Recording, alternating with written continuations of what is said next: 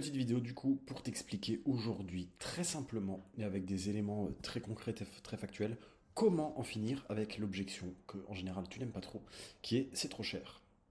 Ça s'adresse à toi si tu es solo dirigeante, solo dirigeant, si tu as même des petites équipes, en tout cas si tu es au contact du client et que tu te trouves régulièrement dans la situation dans laquelle ton client te compare avec des concurrentes et concurrents et qu'il te trouve trop cher. Alors c'est une objection qu'il faut accueillir à mon avis avec le sourire. Pourquoi?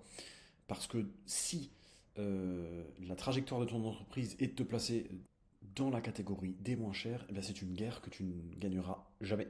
Donc je conseille toujours de faire évoluer ses prix, encore une fois, régulièrement. Alors les objections, c'est trop cher. Bon, moi j'ai eu affaire à ces objections des centaines, sans doute des milliers de fois. Donc c'est assez facile de les aborder. C'est pas forcément évident pour tout le monde, peu importe les secteurs. Alors on attaque tout de suite. Donc la toute première chose, sans doute la moins intéressante de cette vidéo, parce que tu l'as déjà entendu 1000 fois, et c'est pas là où j'ai envie de t'emmener évidemment, c'est le comparatif.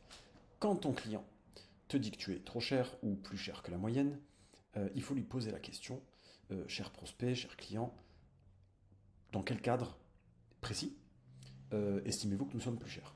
Hein, donc c'est pas juste par rapport à quoi, la question classique c'est est-ce que vous pouvez me citer exactement les offres des concurrents, qu'on puisse les mettre sur le bureau, ou en visio évidemment, mais qu'on puisse les analyser, les décortiquer, et puis comparer très précisément sur quels items nous sommes plus chers, etc., pour qu'on puisse avoir des éléments de comparaison précis.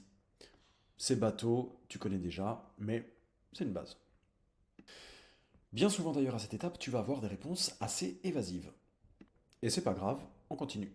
Alors l'autre question très importante que je t'encourage à poser à ton prospect, à ton client, c'est est-ce que le critère du prix est votre principal critère d'achat? Il faut la poser de manière frontale, avec la bonne posture évidemment, et ça va te permettre de savoir si finalement ce que cherche ton client avant tout, c'est un prix. Et à ce moment-là, tu as deux solutions. La première, que j'encourage pas évidemment, tu es là où le moins cher et puis tu peux te placer. Dans ce cas-là, il n'y a plus d'objection de prix en général et encore une fois, je déconseille. Ou alors, la personne va te répondre, c'est pas le seul ou c'est pas le principal. Écoutez, à ce moment-là, quel est le critère principal? Et puis, on peut réaborder les sujets qui sont les plus intéressants pour le client. Ça va permettre justement de savoir qu'est-ce qui est le plus important pour lui, parce que quand tu lui demandes est-ce que c'est votre principal critère de choix, il va te dire en général non, c'est pas le critère principal, mais ça compte. Tu dis ok, écoutez, on va y revenir. En attendant, avant d'aborder la partie investissement, c'est quoi pour vous les deux, trois critères principaux, mêlés au prix évidemment, qui sont pour vous les plus importants? Ce qui va te permettre de récupérer les bonnes réponses et d'argumenter ensuite et de justifier ton prix en fonction des autres ingrédients. Deux possibilités. Est-ce que votre prix est le principal critère de choix?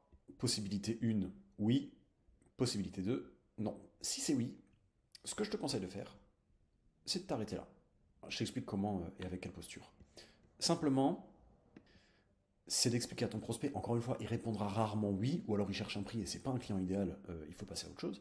Moi j'ai fait ça toute ma carrière parce que ça m'est arrivé. Il faut simplement répondre, cher prospect, cher client, bon, je prends note évidemment. En revanche, sachez que, je préfère vous le signaler tout de suite, si le critère prix c'est le principal critère, on va malheureusement pas être en capacité de se battre pour vous vendre notre solution ou notre service. Il faut être très factuel, hein, parce que tu peux perdre énormément de temps avec des personnes qui cherchent un prix avant tout. Donc, on ne sera pas capable, et je le regrette, d'aller au bout avec vous, malheureusement. Et j'avais même l'habitude d'aller plus loin pour montrer qu'on assume le truc, et je pense que c'est important, en disant par contre, voilà, il y a tel type de boîte, tel type de personne, tel type de profil, qui est capable de vous proposer une prestation. Je ne juge pas le niveau de qualité, c'est vous qui en jugerez, mais qui sont capables de vous fournir des prestations au meilleur prix.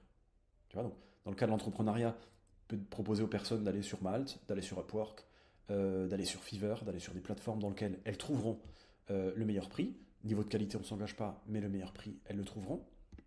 Et moi, avant, j'étais très longtemps dans l'automobile, donc on négociait à chaque contrat, hein, j'en ai signé à peu près un millier.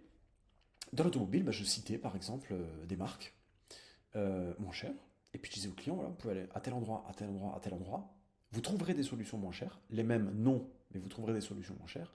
Et, comme j'ai du réseau, il m'arrivait même de proposer de fournir des numéros de téléphone de personnes qui étaient capables de vendre des solutions moins chères.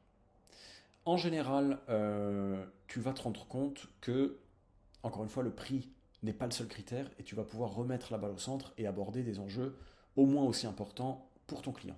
Si le client il préfère aller au moins cher, bah, tu lui donnes un contact et puis, ou un tuyau, et puis il va au moins cher, c'est réglé. Ça fait partie du job.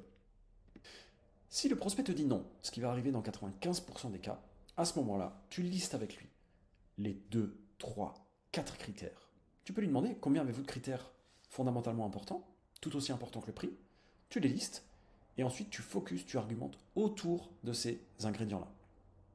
Et évidemment, j'en suis conscient, tu vas revenir un moment ou un autre autour de la notion du prix, bien entendu. Mais il faut d'abord qu'il arrive à percevoir la valeur de ton offre et à percevoir le fait que tu arrives à te placer dans ces critères de choix prioritaires de manière favorable, si c'est le cas, évidemment. On va donc revenir forcément à un moment ou un autre, éventuellement juste avant la signature, à la notion du prix et de l'investissement pour le client. C'est à ce moment-là précisément qu'il faudra non pas fuir la question ou se placer en position d'infériorité, mais l'assumer pleinement. Il faut vendre une offre, un service, un produit éventuellement, mais il faut vendre son prix. Et c'est là où trop d'entrepreneurs n'ont pas compris la chose, c'est que le prix, ça ne fait pas que s'annoncer, ça se vend. Comment on fait? On commence par expliquer à notre client, à notre prospect à ce stade, la mission de notre entreprise, pourquoi on l'a créée déjà, qu'ils comprennent ce qui nous anime et quelle est la trajectoire qu'on prend. Cher client, aujourd'hui, nous, on a bâti notre solution de telle et telle manière, en tenant évidemment compte des autres solutions qui s'offraient à nos clients, et dans ces autres solutions, eh bien, on constate que des gens comme vous, au bout d'un moment, ils n'y retrouvent pas leur compte. Soit ils doivent réinvestir trop rapidement, soit ils ne sont pas forcément pleinement satisfaits du service, soit il manque un élément qu'on a intégré à nos offres et à nos solutions. Et c'est aujourd'hui, pour ces raisons-là, qu'on ne peut pas se permettre finalement de s'aligner avec les prix les moins chers du marché. Donc à cette étape, ce qui est fondamentalement important, c'est que tu retiennes que si tu factures le prix que tu factures, c'est pour le bien de tes clients. Il ne s'agit pas juste de prendre de l'argent. Je sais, certains le font, ça existe. C'est pas moi qui vais te dire le contraire, je le vois au quotidien. Mais si tu as fixé un prix, c'est pour que ton client s'y retrouve au niveau de la presta qui va être fournie. Donc c'est là où tu vas encore une fois rebondir sur les 3-4 ingrédients qu'il t'a donnés en amont, qui sont pour lui très importants, et insister là-dessus, expliquer comment ton offre est construite pour servir précisément les intérêts de cette cible et le faire plus efficacement que l'ensemble de tes concurrents. Et puis parfois tu peux rentrer dans les chiffres, c'est-à-dire voilà, lui dire écoutez, vous savez, aujourd'hui, nous on a X clients, le but c'est pas de monter une usine, certains le font, ils sont moins chers, on a un certain recul, un certain niveau d'expérience, donc aujourd'hui, si on vous vendait la prestation par exemple 15% moins cher, ben, ce qui va se passer finalement, c'est qu'on va arriver à un niveau d'exécution et donc de résolution de votre problème qui sera moins efficace. Parce que aujourd'hui, on va faire tant et tant de marge sur l'offre, le service qu'on vous vend. On a des charges, on a l'URSSAF, il faut payer l'eau, il faut payer l'électricité. Éventuellement, si tu as des équipes ou une équipe, il faut payer des salaires. Chargé, donc c'est double en termes de somme à investir.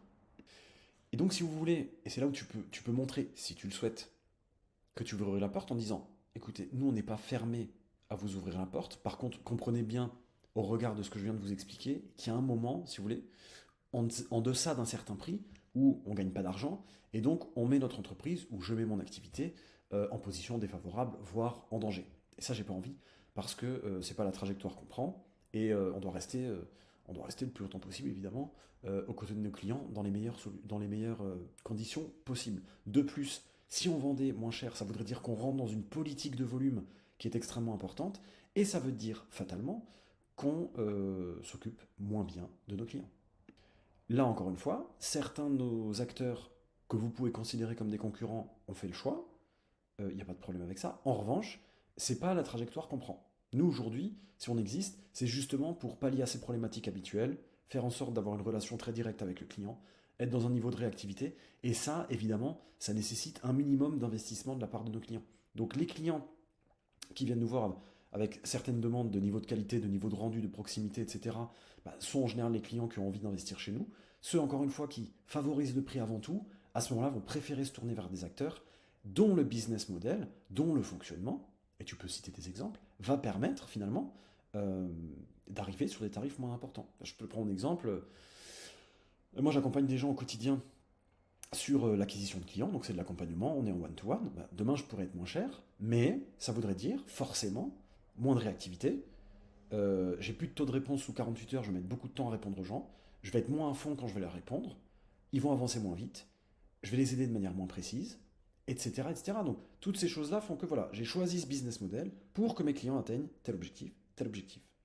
Je comprends que en termes de prix, ce soit un petit peu plus que prévu au niveau de l'investissement, mais le business model, encore une fois, dans l'intérêt du client par rapport à ce qu'on a pu voir sur le secteur, et donc ce qui fait notre raison d'être aujourd'hui, c'est d'assurer ce minimum de rendu en termes de qualité. Ensuite, en termes de pédagogie vis-à-vis du client, on est toujours en train de vendre son prix, encore une fois.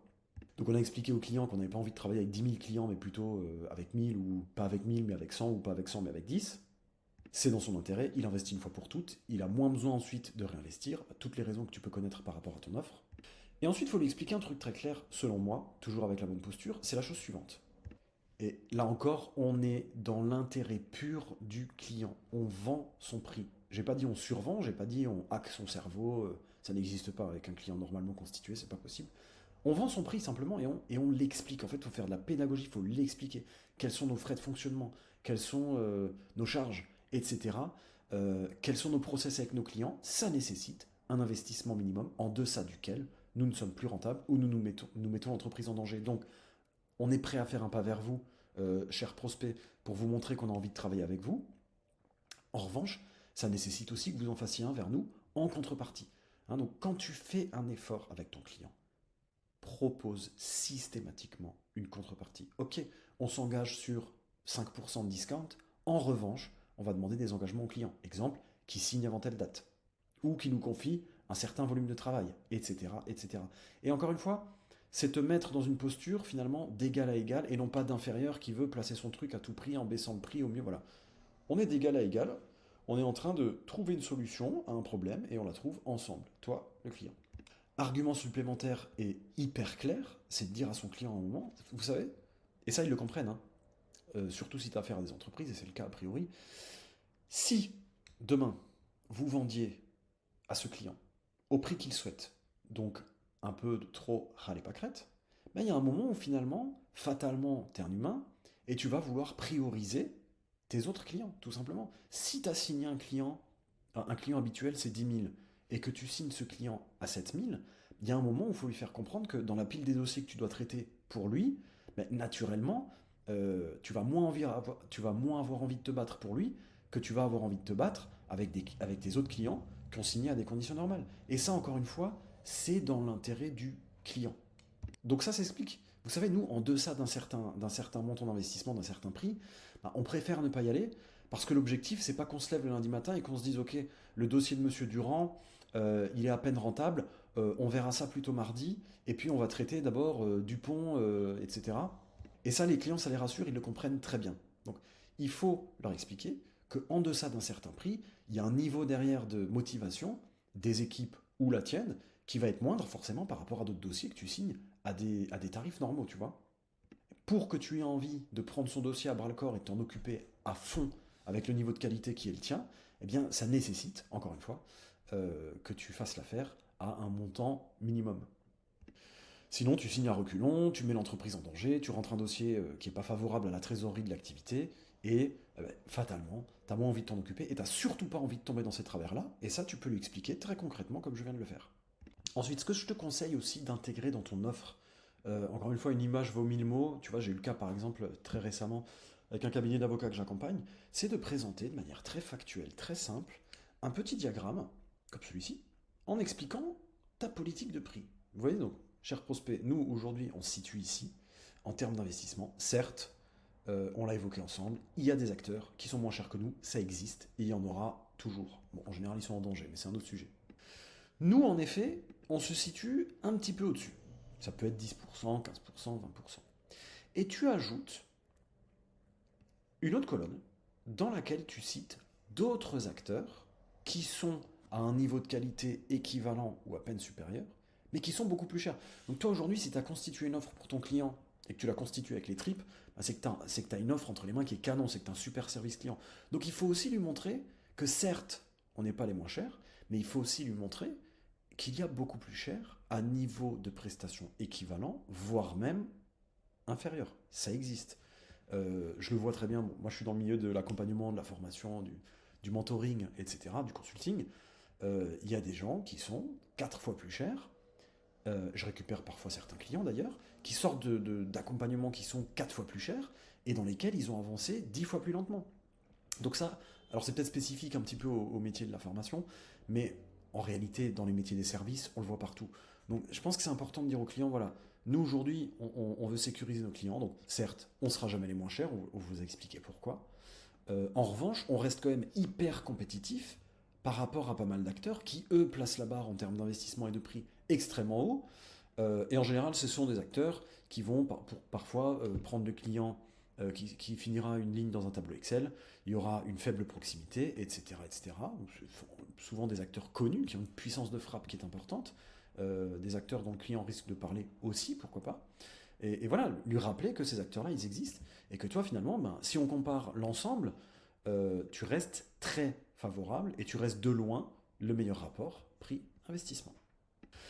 Maintenant, c'est le moment de la négo s'il y en a une. Si tu es au forfait, bon là, il faut expliquer évidemment dans le cheminement à ton client, vous savez, cher client, on a fait des forfaits, c'est par exemple 10 000 euros pour 3 mois, j'en sais rien.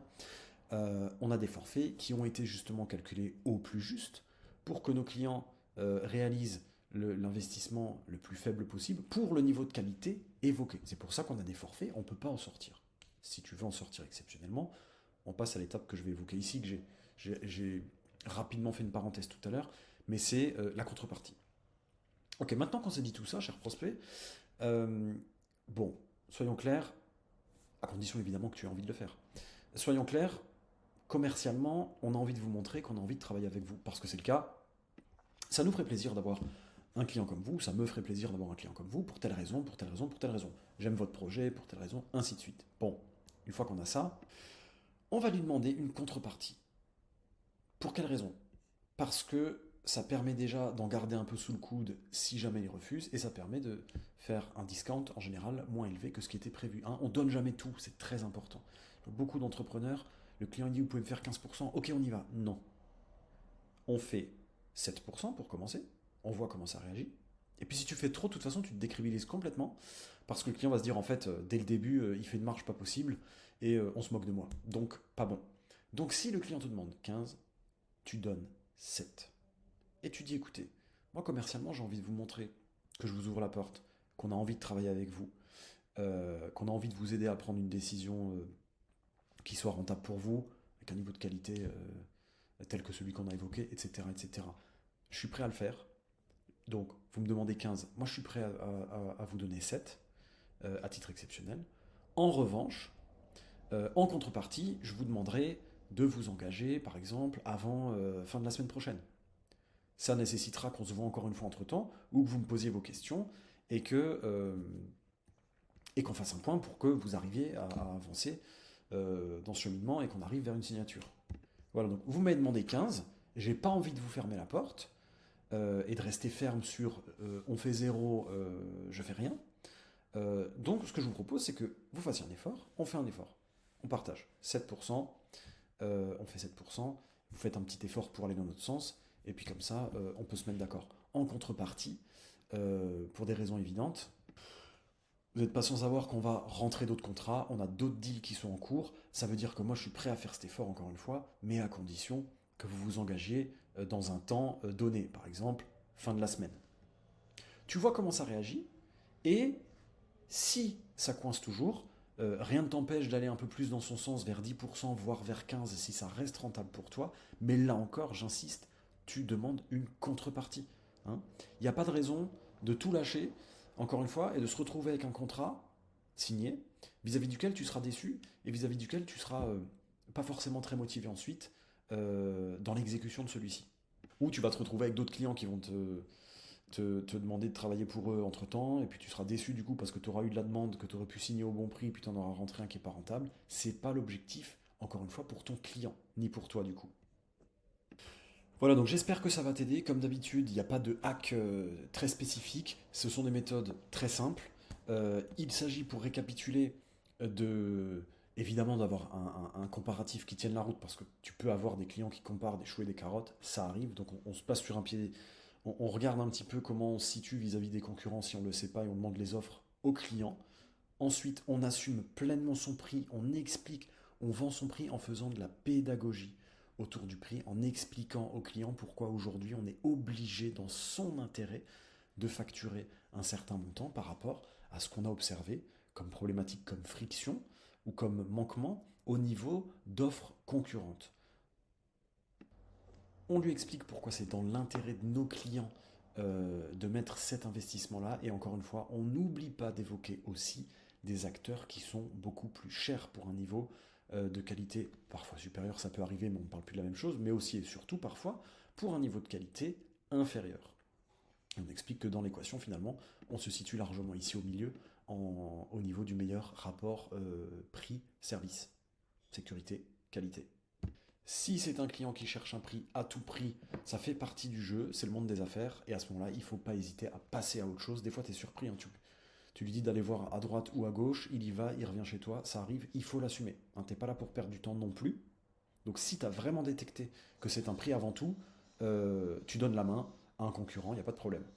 Et enfin, on lui montre qu'on est prêt à ouvrir une porte, si c'est le cas évidemment.